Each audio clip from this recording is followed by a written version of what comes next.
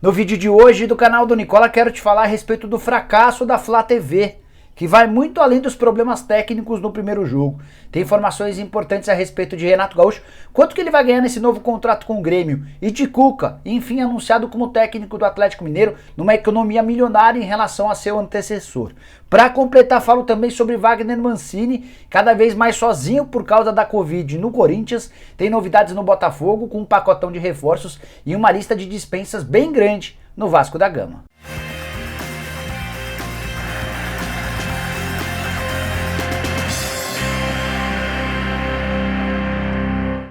Fala aí pessoal, sou o Jorge Nicola, bem-vindos a mais um vídeo do canal, bem legal ter vocês por aqui. Antes de passar todas as informações, pedir para deixarem like no vídeo, se inscreverem no canal apertando esse botãozinho vermelho de inscreva-se, e lembrando que às 8 da noite tem programa do Nicola, vamos falar muito a respeito da final da Copa do Brasil entre Palmeiras e Grêmio, tem novidades, vou fazer uma entrevista legal com o Klaus Câmara, que foi diretor executivo de futebol do Grêmio, vamos trazer mais informações de mercado, tem muito assunto rolando, tenho certeza que vocês vão curtir, a partir das 8 da noite aqui no canal do Nicola, combinado?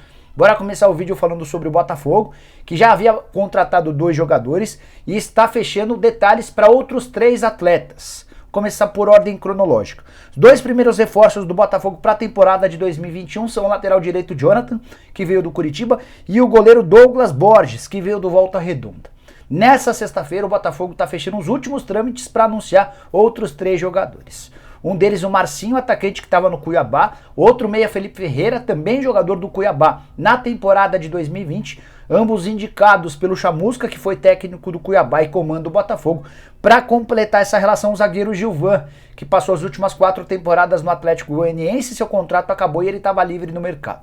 Só para atualizar a respeito do Felipe Ferreira, ele jogou no Cuiabá, mas pertence à Ferroviária, que decidiu emprestá-lo até dezembro do ano que vem. O Botafogo não vai pagar nada. Os clubes estão se acertando em relação a um investidor que vai comprar um pequeno pedaço do Felipe Ferreira, meia de 26 anos de idade, que chega como uma das principais esperanças para que o Botafogo tenha um jogo mais construtivo.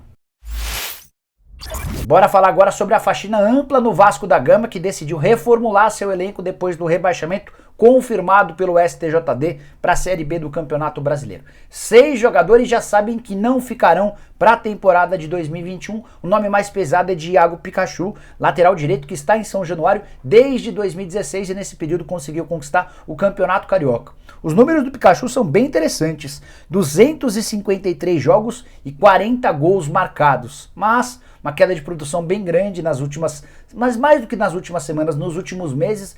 O vigor físico do Pikachu já não o permite ser um lateral extremamente interessante como em outros tempos, e ele foi comunicado que não precisa se apresentar na próxima segunda-feira, quando o time principal inicia o planejamento e a pré-temporada para o ano de 2021. Outros jogadores que não ficam, que já sabem que estão fora dos planos do Marcelo Cabo e também do diretor executivo de futebol, o Alexandre Pássaro. São eles o lateral Neto Borges, que foi contratado no ano passado e praticamente não foi aproveitado. O Igor Catatal, inclusive, já se mudou para o Vitória. Tem também o Marcelo Alves fora dos planos e 2 estrangeiros. O Léo Gil, que está indo para o Colo-Colo, e o Gustavo Torres, que vai rescindir seu contrato. Falei de 6 atletas, essa lista pode ainda ganhar 2 nomes extremamente importantes, German Cano e Benítez. Aí talvez não por opção do Vasco da Gama, mas por conta da situação financeira. 2 estrangeiros bem caros, o Cano ganha na casa dos R$200 mil por mês, vai ser complicado para o Vasco manter esse atacante jogando a Série B com muito menos receita. Tem algumas sondagens e contrato até dezembro, ele fica por enquanto, até que pelo menos apareça uma proposta interessante. Em relação ao Benítez, está emprestado pelo Independiente até metade do ano, o Vasco da Gama pagará $500 mil por esse empréstimo de 6 meses, mas se houver qualquer possibilidade de o Benítez ser negociado de forma antecipada, o Vasco abre mão desse pagamento e economiza uma bela grana. Benítez que recentemente foi, por exemplo, oferecido para o Fluminense. Que Renato Gaúcho renovou seu contrato com o Grêmio até o fim dessa temporada, certamente você já leu ou ouviu. Quero te trazer detalhes de bastidores e a parte financeira desse acordo. Renato, o mais longevo entre os técnicos em atividade no futebol brasileiro, está no Grêmio desde setembro de 2016, eu ia falar outubro, mas o mês correto é setembro. 4 anos e meio e vai ficar até o fim dessa temporada, ou seja, até dezembro de 2021.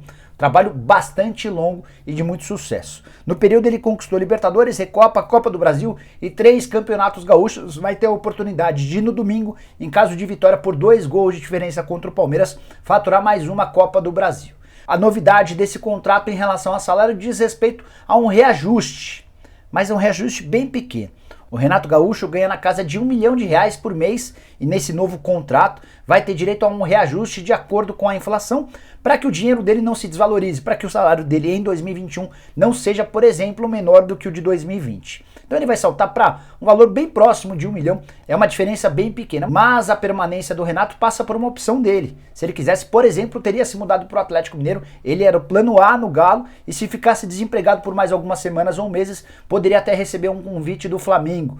O nome do Renato era muito bem avaliado entre alguns dirigentes e especialmente entre torcedores rubro-negros para substituir o Rogério Ceni, que andou na corda bamba, mas se recuperou brevemente com a conquista do título do Campeonato Brasileiro.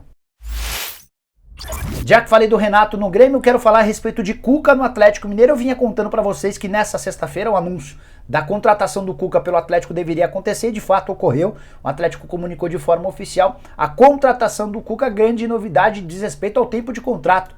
Até dezembro de 2023, contrato bem longo, que mostra que os dirigentes do Atlético estão convencidos de que o Cuca pode dar resultados a curto, médio e longo prazos. Não é muito comum a gente ver técnicos assinando contratos tão longos. Como é que funcionou esse acordo e qual é a grande sacada em relação ao seu antecessor, o Jorge Sampaoli?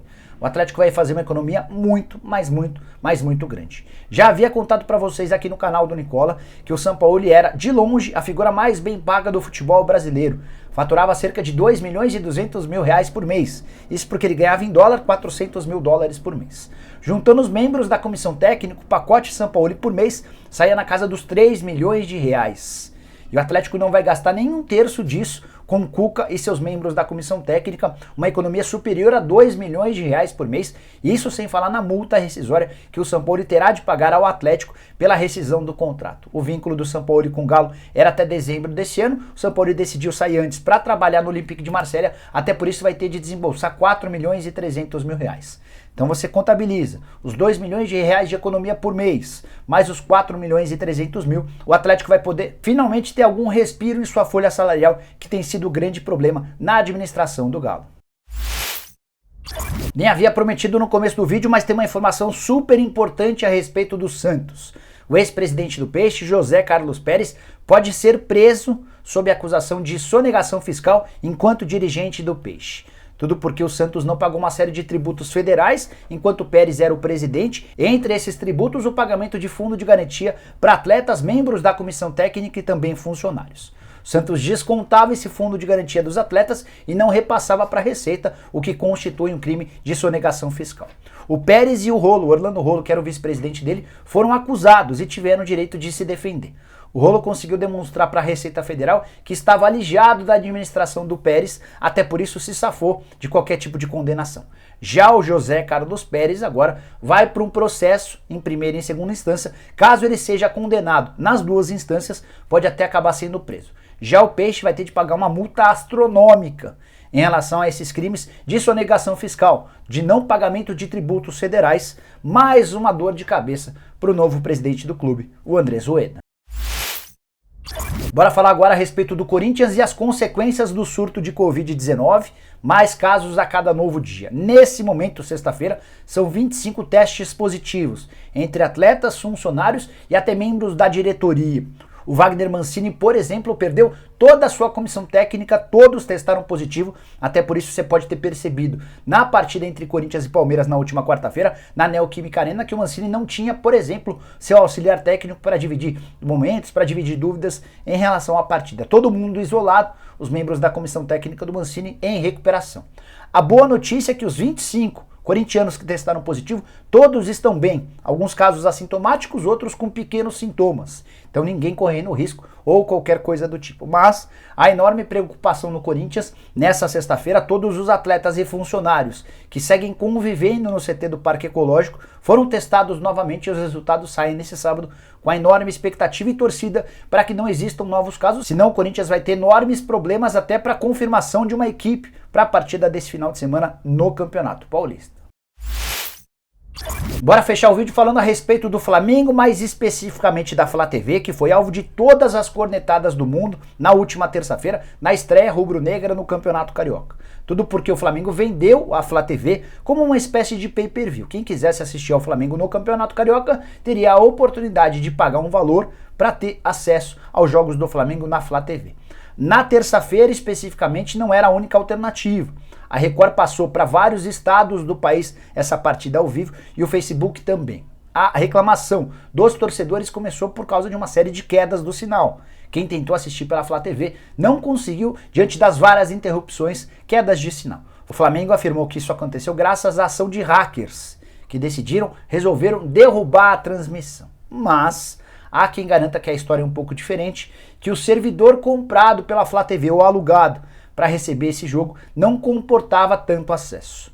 Enquanto eram 9, 10 mil pessoas assistindo, tudo ok. A partir do momento em que essa live chegou a 30 mil pessoas, foram várias as interrupções. Então isso pode ser resolvido, ou melhor, precisa ser resolvido para o próximo final de semana. Afinal de contas, a Flá TV transmite com exclusividade o confronto contra o Macaé nesse sábado pela segunda rodada do Campeonato Carioca. Mas a informação que eu queria dividir com vocês é sobre o fracasso de vendas do pacote da Flá TV até agora. Só para vocês entenderem o contexto, o Flamengo aceitou o acordo com a Record, promovido pela FERJ, Federação de Futebol do Estado do Rio de Janeiro, porque imaginava que seria capaz de vender muitos pacotes de pay-per-view, rentabilizando bastante durante o Campeonato Carioca. O futebol do Rio de Janeiro tem 600 mil assinantes no Premier da Rede Globo. Desses 600 mil, 60% pertencem a torcedores do Flamengo. O que o Flamengo imaginou? Se a gente se aproximar desse número de 360 mil, vai faturar muito mais dinheiro, até porque o acordo de pay-per-view do futebol carioca prevê o repasse de 53% do valor total, enquanto a Globo repassa algo na casa dos 33%. O grande problema é que até agora a adesão foi muito pequena. Os números não são revelados. São tratados com mais absoluto sigilo. Mas a julgar pela primeira partida em que apenas 30 mil pessoas acessaram via Flá TV, a gente pode imaginar que o número não esteja muito distante disso. 30 mil não equivalem a 10% dos 360 mil rubro-negros assinantes do Premier da Rede Globo. Então vai haver a necessidade de uma melhora considerável nos próximos jogos, o mais rápido possível, para que o Campeonato Carioca seja rentável. Vale a lembrança de que no ano passado o Flamengo já havia feito experiências com a Flá TV e embora muita gente tenha comemorado a exibição de partidas no Campeonato Carioca, do ponto de vista financeiro, a operação não fechou. Só para completar sobre o assunto, se a Flá TV ainda não engrenou, a Record não tem do que reclamar de sua estreia. Partida do Flamengo contra o Nova Iguaçu na última terça-feira foi assistida por 14 pontos de média de audiência, só atrás da Rede Globo no Rio de Janeiro, audiência 3 vezes maior do que o SBT, que é o grande concorrente da Record. O Facebook também fez a transmissão da partida e chegou a bater 100 mil visualizações, 100 mil espectadores únicos de forma simultânea, números bastante positivos e festejados pelos dirigentes da FERJ. Bom, pessoal, eram essas as informações que eu queria dividir com vocês. Espero que tenham curtido o vídeo. Deixem um like por aqui. Quem ainda não se inscreveu no canal, aperta esse botãozinho vermelho de inscreva-se. Estamos quase batendo 1 milhão de inscritos. Na noite dessa sexta-feira, a partir das 8 horas, tem programa do Nicola com entrevistas bem legais. Vamos fazer bastante interatividade. Prometo responder a perguntas de vocês. Conto com a presença de todos aqui no canal do Nicola a partir das 8 da noite. Combinado? Até lá, tchau, tchau!